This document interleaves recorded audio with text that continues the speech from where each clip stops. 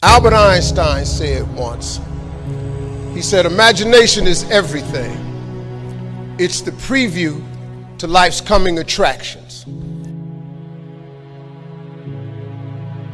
I want you to get this now. Imagination is everything. It's the preview to life's coming attractions. Because if you think about it, everything you have, everything we have in this world, somebody imagined it. It's your imagination is tremendous. Somebody was sitting on the phone one day talking with a cord to the wall and said, man, I wish I could just go outside with this phone. Everybody in here got a cell phone. Somebody imagined that. Somebody got tired of riding in a wagon cross country from slavery to freedom. Somebody said, I wish we had something that made these wheels move by themselves. We drive cars. People got tired of driving from New York to LA. Somebody said, I wish we could fly. We got airplanes. Imagination is everything. It's the preview to life's coming attractions. Your real life, the one God really got for you, is in your imagination. It is not in your current situation or your current paycheck. And if you've been living like that, you have then restricted yourself to a commonality that is really not yours. Because what really God got for you is really in your imagination. Faith is the substance of things hoped for and the evidence of things not seen. So when I told you a minute ago, you got to have a tremendous work ethic, but you got to have a lot of faith. I talk to so many people who get older, like some of us are, and they've lost their faith. Well, faith is really simple. Faith is the substance of things hoped for. All that means is in the beginning, you just hope something pop off. You know, you just kind of hope something happened for you. I was hoping I would get on TV. I wrote it on a piece of paper when I was 10. I want to be on TV. The problem I had when I wrote it at 10 was I suffered from a severe stuttering problem. I could not talk outside of my house. So can you imagine when I wrote on a piece of paper, I want to be on TV, and turned that in? First thing the little boy next to me asked me, he did, well, how long is your TV show gonna be? But when I wrote it on the paper, it wasn't factual. It was just hoping. You just gotta start with the hope. Faith is the substance of things that you hope for. You just hope something, Joe. Then what happened is, through grace and favor, he give you a couple of them things you hope for, and then you're supposed to start believing then. Because now it turns into faith. But if you take this scripture, faith is the substance of things hoped for and the evidence of things not seen. What is the evidence of things not seen? I just told it to you. Albert Einstein said, imagination is everything. It's the preview to life's coming attraction. But guess what? Your imagination really is. It's the evidence of things not seen. Because your imagination, you know why it's the evidence of things not seen? Because you're the only one can see it. Your imagination is actually God showing you a preview of a coming attraction that he has for you. The moment you don't believe in your imagination, you negate what he got for you. Your imagination is the preview to life's coming attraction. It is the evidence of things not seen, because can't nobody see it with you. Your problem is you keep telling your imagination to the wrong people. See, if you want to kill a big dream, tell it to a small-minded person. It's dead. How many times, man, have you had a tremendous idea, something you thought was the one, and you went and told it to your loved ones and your so-called friends, and they shot it down? I mean, you was convinced that it was just, oh man, I just came to you. And you told it to them and they shot it down. And you thought since they was your loved ones and their friends and they got your best interests at heart, you believed them. You was wrong. You let them talk you out of what God got for you. Some of y'all still sitting here with the ambition of opening a business one day, but you scared to go start the business because you got a job and you got bills. Rich people got bills. Everybody got bills. Hell, I got bills. Everybody owes somebody something. I got some with the bank right now. You're going to let the fact that you got some bills stop you from opening the business, the thing that God done put in your imagination? So you're going to squash that because you got bills. Everybody got bills. Your real life is in your imagination. Can you grab what I'm telling you? So I don't know what you thought I was going to say to you. I'm just a real dude. I don't even have the education you all have. I flunked out of school. I ain't got no education. I don't use 4-syllable words. The only 4-syllable word I know is my bank account. What I'm sharing with you is stuff that everybody can apply today. If you're sitting in here thinking that you're too old to listen to what Steve, hell, I'm 60. I'm 60 years old, but I still rely on my imagination. See, if you think you're too old to make it, let me give you a prime example. Colonel Sanders. Colonel Sanders has been frying chicken his whole life. He was telling everybody he had the best chicken in the world. Ain't nobody believe him. They turned him down everywhere. Colonel Sanders didn't get a franchise till he was in his 60s. Kentucky Fried Chicken sell more chicken than anybody in the world today. So if you're sitting there thinking because you got a little gray on you, you too late, as long as God waking you up in the morning, that's the sign that he ain't through with you. So what you tripping for? You sitting up in here like God can't do nothing for you because you 60. Man, you know what I'm asking God for right now? And I'm 60. If you could see my vision board, you would be blown away. Because I got enough right now. I really know. But I ain't in the need business. I'm in the want business. Ain't nothing wrong with wanting something. Quit going down to these churches y'all sitting up in here going down to, keeping you in these little boxes. God got a big life for you. The only person ain't get, look, and I love church. Don't get me wrong, I'm not knocking church. Don't tweet that. Don't. Steve don't care for the church no more. I didn't say that. But don't go down there, memorize all these scriptures, and then don't apply none of them to your life. That's what I'm talking about. Quit going down there just to go and just get a couple of scriptures and apply them to you. Let me give you one that's real simple. See, these principles of success, they've taken all of these scriptures and they put them in books and they call them, Think and Grow Rich by Napoleon Hill, The Magic of Thinking Big by David Schwartz. But everything in there is a scripture. They just reworded it because people don't know how to read the Bible. Like, I can't really read the King James Version. I can't. The smallest scripture I ever read changed my life. The scripture real simple.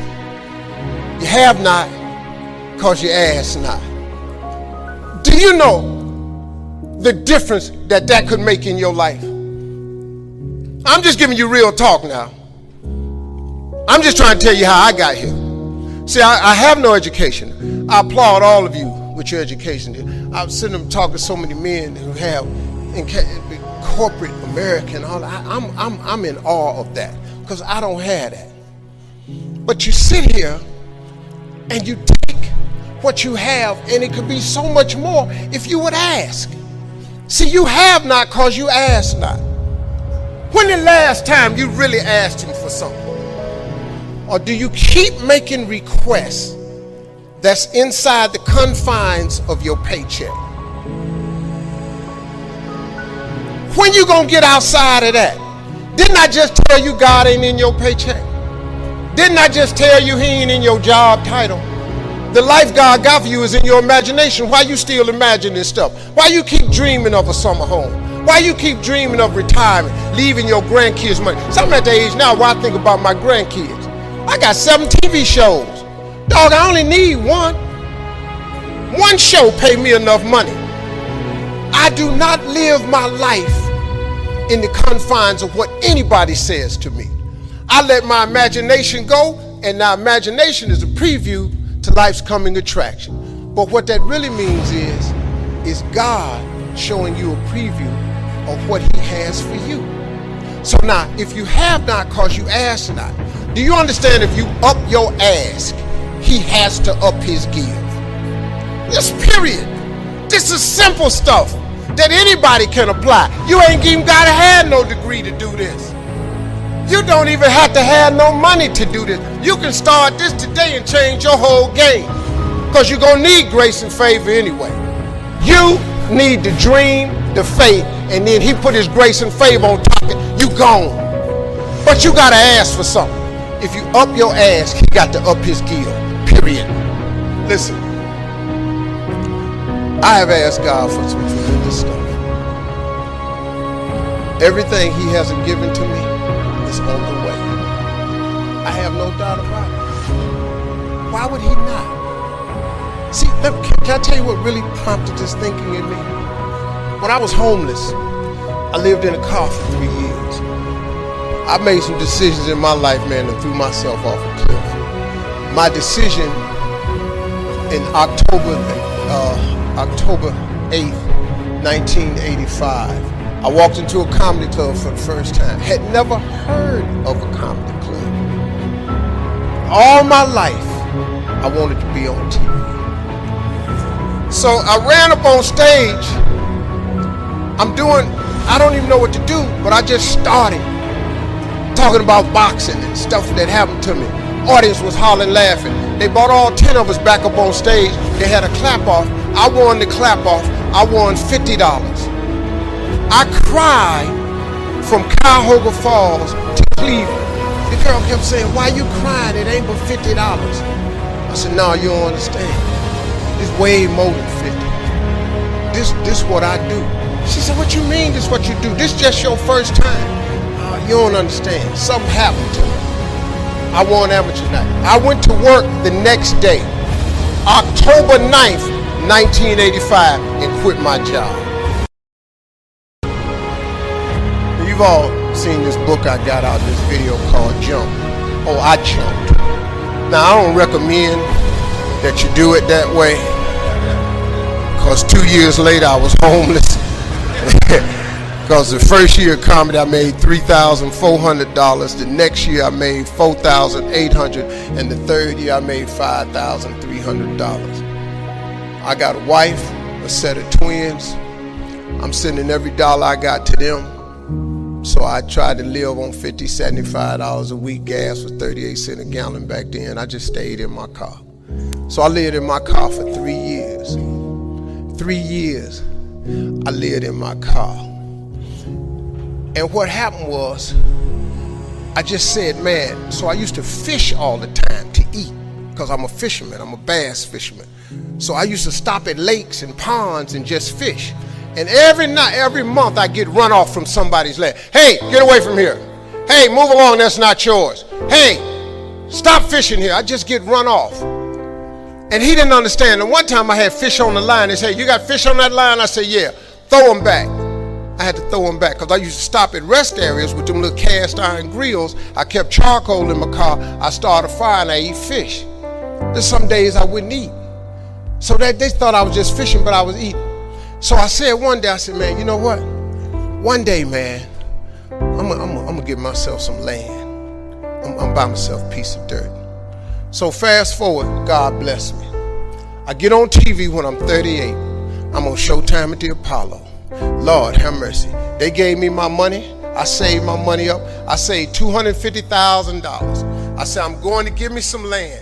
I went to Texas, and I'm about to buy some land. But before I went to buy the land, I was curious. I just had the thought.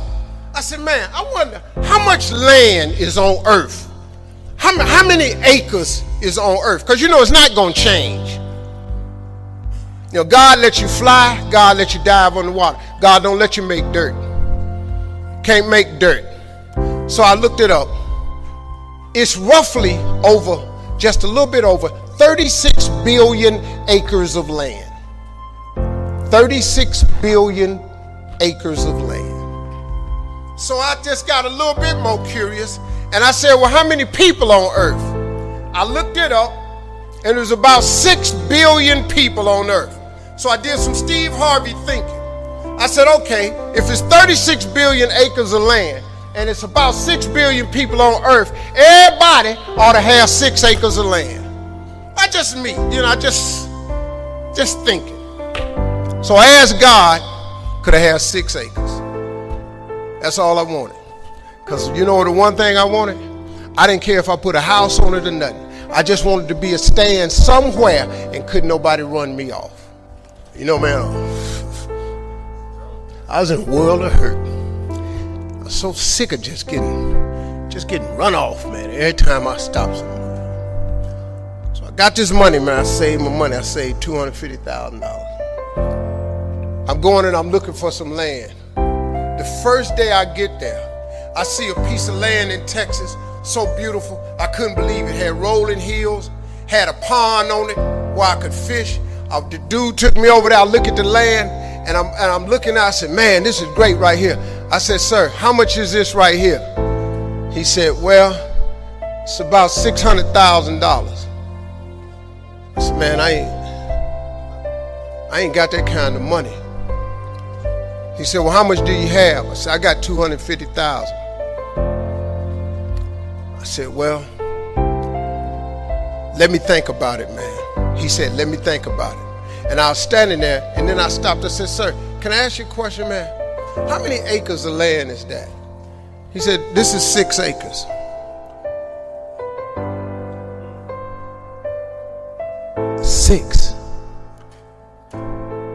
Six years ago, I just asked God, just give me 6. See, I didn't want a whole lot of acres. I just wanted my cut. Just give me my 6. And so I said, ain't this crazy? So I thought about it. I said, man, what can we work out? Right before I got ready to say it, the guy that took me over there said, Steve, let me show you something right quick. He took me over to this hillbilly's house. He took me to his house. He said, let me show you something. He took me over and showed me this land, and it was massive. It had 3 lakes on it. It had rolling hills. It had trees. It was unbelievable, man. I said, man, this is incredible. I said, man, how much is this? He said, this 16 acres. I said, hey, man, I ain't got that kind of money. Let me go on back over here to this dude where Mike can cut a deal. He said, well, let me ask you something. What was you going to give that man over there? I said, well, I hadn't worked it out yet because all I got is $250,000. He said, well, listen, I'm in a little bit of a tight right now. Said, if you can bring me $250,000 cash by tomorrow, I'll give you this 16 acres. I showed up next day, $250,000, 16 acres. See, that's grace and favor right there. That's what that is. So my first piece of land was 250 acres. So I said, man, this is the land that I'm going to save for my family. I'm going to fish on the rest of my life. I'm going to be an old man. So then I got to thinking, I said, hold up, man. You mean you have not because you ask now? I asked for 6 years ago. He showed me 6, but he gave me 16. So I went to God. I said, God, listen to this. I'm from Cleveland. I got a couple partners that's locked up. They probably won't be using they 6. Now let me tell you something. I'm so busy now, I don't even get to go to that ranch. I never can go. And I thought I was going to be fishing and save it for my kids' rest of life. But God had another plan for me. That's the ranch that I have my mentoring camp on. I bring 1,000 black boys out there with 1,000 single mothers. And that was the purpose of that ranch. I never go there to fish at all. But see, that's what I wanted. I thought that's what it was for. But God got another plan. His way is way bigger than yours. You can't even see his way. But you got to start the hustle. You got to give God something to work with. Look, if you start hustling and grinding, he'll fill it up for you.